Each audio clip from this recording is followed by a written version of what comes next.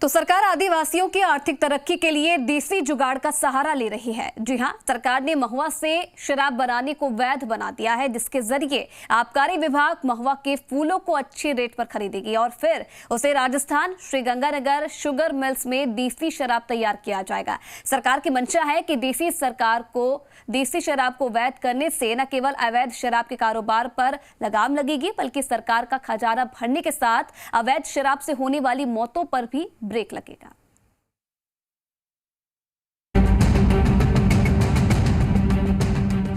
महुआ बदलेगी तकदीर, तरक्की का देसी जुगाड़। आप सही सुन रहे हैं, महुआ अब आदिवासियों की तकदीर बदलेगी। सरकार ने अब महुआ से न केवल आदिवासियों को आर्थिक तरक्की का रास्ता साफ कर दिया है, बल्कि रोजगार का अवसर भी तैयार कर लिया है। जिस महुआ से अवैध शराब बनाकर शराब माफिया करोड़ों का काला कारोबार करते हैं, सरकार उसे वैध बनाकर न केवल अपना खजाना भरेगी, बल्कि अवैध शराब कारोबार पर भी लगाम लगाई जाएगी। राज्य सरकार ने नोटिफिकेशन जारी कर महुआ शराब बनाने की अनुमति दे दी है। फरवरी में राजस्थान अनुसूचित जनजाति परामर्शदात्री परिषद की बैठक में इस पर चर्चा हुई, जिसके बाद महुआ से शराब बनाने की रूपरेखा तैयार की गई। श्रीगंगानगर शुगर मिल्स लिमिटेड आदिवासियों से महुआ फूल खरीदकर महुआ शराब यानी देसी शराब बनाएगा। उदयपुर, चित्तौड़गढ़, राजसमंद, बांसवाड़ा, डूंगरपुर, प्रतापगढ़, सिरोही और बारां जिले में महुआ शराब सबसे ज्यादा प्रचलित है। महुआ शराब को वैध बनाने से करोड़ों रुपए आबकारी विभाग के खाते में जाएंगे।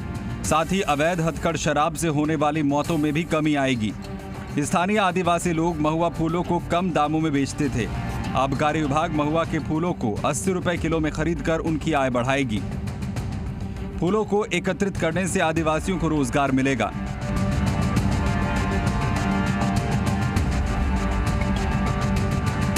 राज्य सरकार ने इस बार बजट घोषणा में इसका प्रावधान रखा था और प्रयास ये किए गए थे कि एक तो हथकढ़ पे नियंत्रण लगे और दूसरा जो आदिवासी क्षेत्र हैं, उन आदिवासी क्षेत्रों में जो महुआ के फूल हैं, इसके माध्यम से उनकी आजीविका को भी संबल मिले।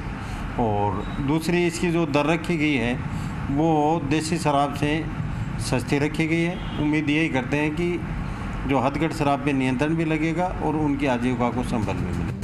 अब जरा अवैध शराब के इस गणित को भी समझिए।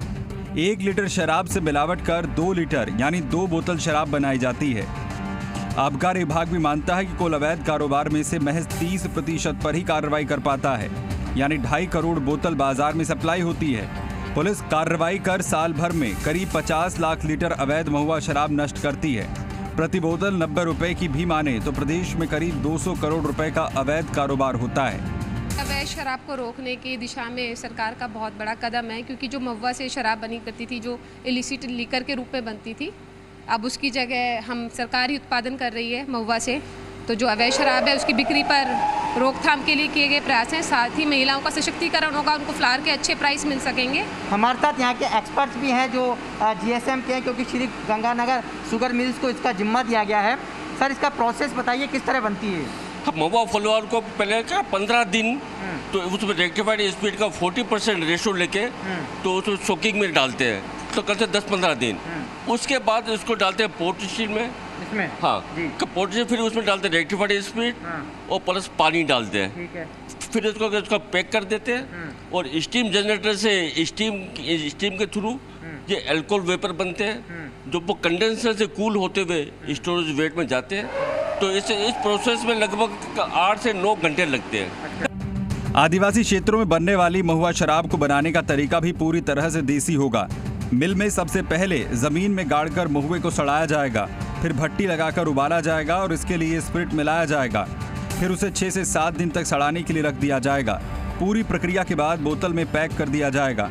विभाग इसे बाजार में 90 से 100 रुपए प्रति बोतल बेचने पर विचार कर रहा है। कहा जाता है ये भट्टियाँ हैं, जिस तरीके से आदिवासी इलाकों के अंदर गड्ढा खोदकर गुड़ डालकर ये महुआ शराब, अवैध शराब बनाई जाती थी। तरीका वही है, इन भट्टियों में उगलेगी लेकिन गुड़ नहीं डाला जाएगा, स्प्रिट डाला जाएगा। स्टडी करने के बाद हमने ये पाया कि महुआ के फूल उदयपुर, राजस्थान के उदयपुर संभाग और कोटा संभाग में बहुत तहत है।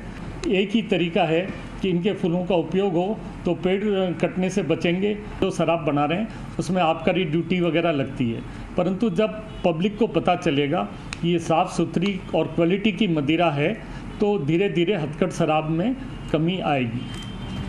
आदिवासी इलाकों में अवैध शराब पर नियंत्रण करने, आदिवासियों को रोजगार देने के लिए पायलट प्रोजेक्ट के तौर पर इसकी शुरुआत की जा रही है। जयपुर में जीएसएम की यूनिट पर इसको तैयार किया जाएगा। बाजार में आने के बाद इसका अच्छा रिस्पांस मिलता है तो इसे उदयपुर और जीएसएम यूनिट में शिफ्ट किया जाएगा। दीपक गोयल, जी मीडिया, जयपुर।